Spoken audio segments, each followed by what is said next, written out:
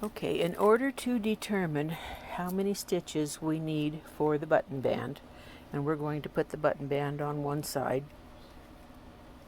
I need to measure gauge first. Try to get this down where you can see it. Put the yellow gauge. Most people call this a ruler, but it really isn't a ruler. It's a gauge. And if you can wrap your head around that, it makes a little more sense. It's not a ruler, it's a gauge. So put the gauge with the left edge next to this column where your marked stitch is. And then read from left to right over to where the left stitch is. I'll pull that down just a hair. It's just as close to 20 as we can get it. Maybe a quarter of a stitch off, but we're going to call that 20 stitches. Now, to measure the rows, you can hold it this way, but I get a more accurate gauge if I flip this over. We may go back to the other side just because I can't unroll it. Okay, you see this little row of pearl bumps? That's where I'm going to butt up the ruler. And that's why I say, for me, this is a little more accurate, because I have something I can actually put that ruler against. Now see, I have the row side up. Okay, I'm going to put the edge of that right next to those colored bumps.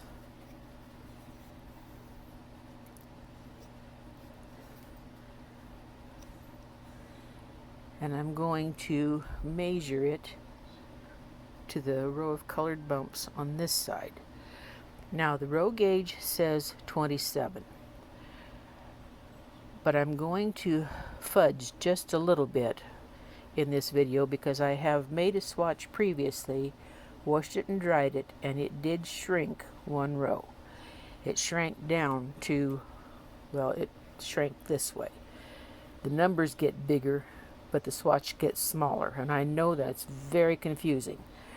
But that's what happens when the swatch shrinks this way. Can you see how the numbers get bigger?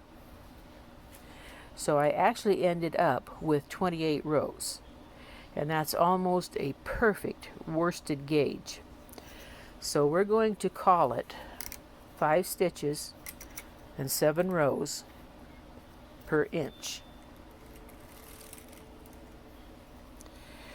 Now, I already did the math in order to save some time, and I know that I need 43 stitches for this band to cover that side.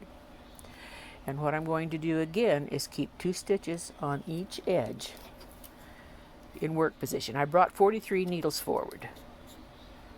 Okay, 21 and 22 comes out to 43.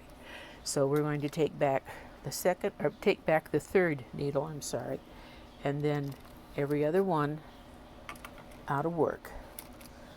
But did you see what happened? It also pulled back that one that I need on the end.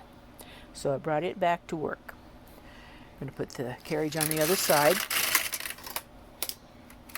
And again, I'm going to set this for 4. Now the pattern that is in Country Knitting of Maine, News and Views, has a very narrow front band because it's for a baby size. And I will go ahead and demonstrate that very narrow button band. In order to make it wider, you just simply add more rows, and we'll cover that as we go along. But for now, we're going to do this just like we did the bottom band for size. Bring these needles forward and E-wrap cast on, just like we did before. There's nothing new here. This is where it becomes new. I want to put 3 buttonholes in this. So I use a lot of pearl cotton as throwaway ravel cord. This is a number 5 pearl cotton. When I'm doing these buttonholes, I prefer to work with small pieces. You can do it with one long ravel cord, knit all of them off that same piece of ravel cord. I just like the little pieces, but certainly you can do it any way you want to. Okay, they're cut and they're ready to use. Now, we're going to knit 4 rows of, let me get my row counter reset. We're going to knit 4 rows of every other needle, and then we're going to knit 6 rows with every needle in work, just like we did on the band, except we're going to put the buttonholes in on row 2. So I have my carried set for 4. I'm going to knit 2 rows.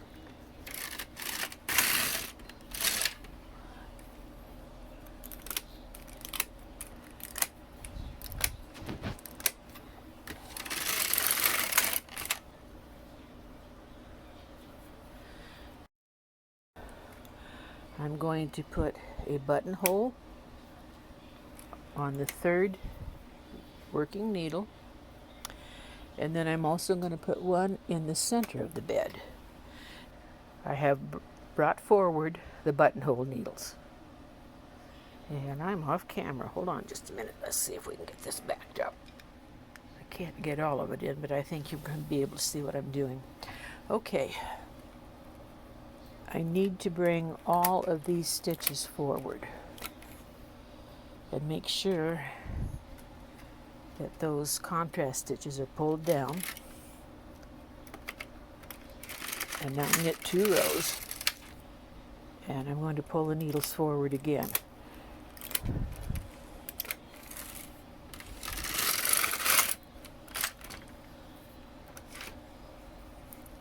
Now, bring everything forward. Got to make sure that we get all of those alternate needles back into work. And turn the tension dial up to 5. And then knit 4 rows.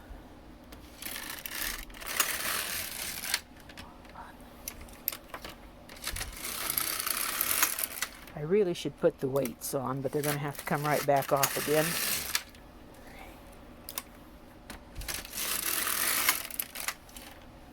Okay, now we're ready to complete the buttonholes.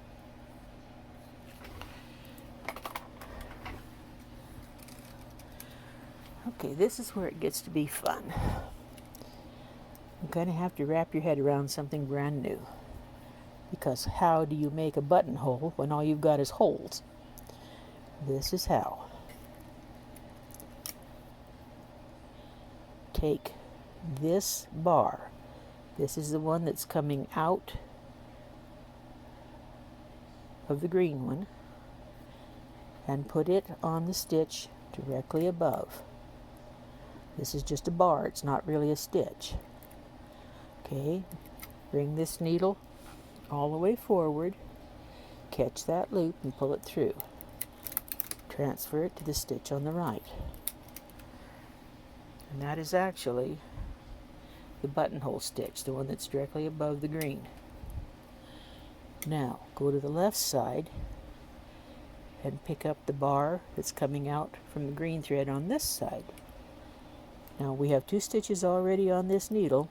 Pull them back behind the latch, and you might want to use your thumbnail here for a little bit of leverage. Close that latch and pull it through. Transfer that stitch to the next needle on the right. At this point, we have 2 empty needles.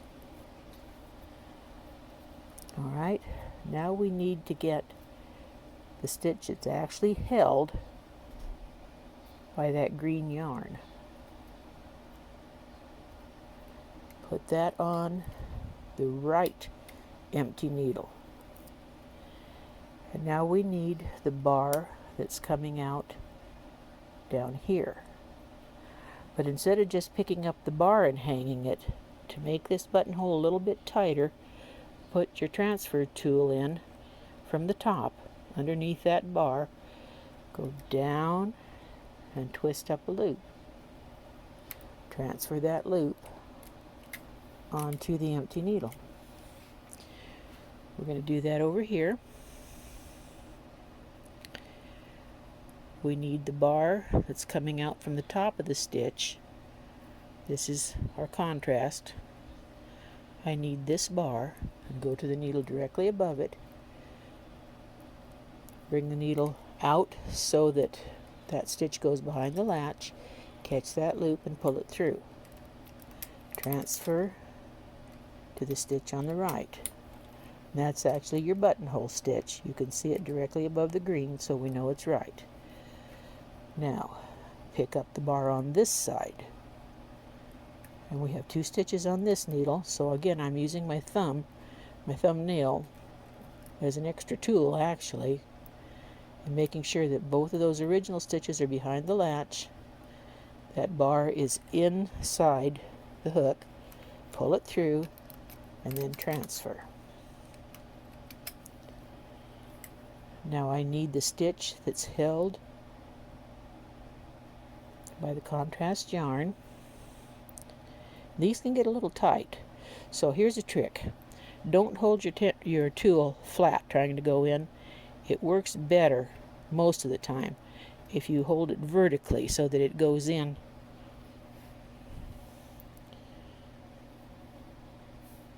up and down. Then once you get it in, then flip it over.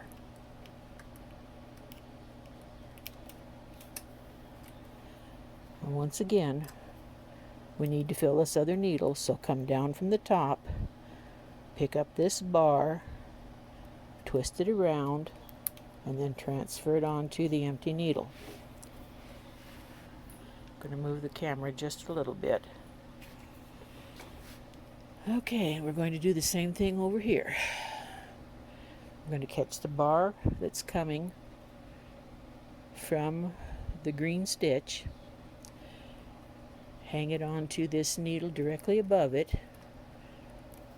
and then manually knit it through. And then transfer it to the right. And now I need to pick up the bar on this side and manually knit it through both of the stitches that were on that needle. Transfer that stitch to the right. We need to get this one, and again I'm holding the transfer tool basically up and down, and then turn it over and slide that stitch onto the needle. Come down from the top, pick up this bar, twist it, and put it on that needle. Now, since this is a very, very narrow button band, I'm only going to knit 1 row.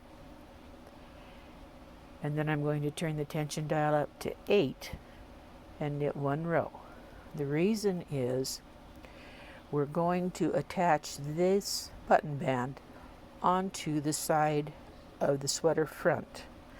And then we're going to pull these stitches through the fabric.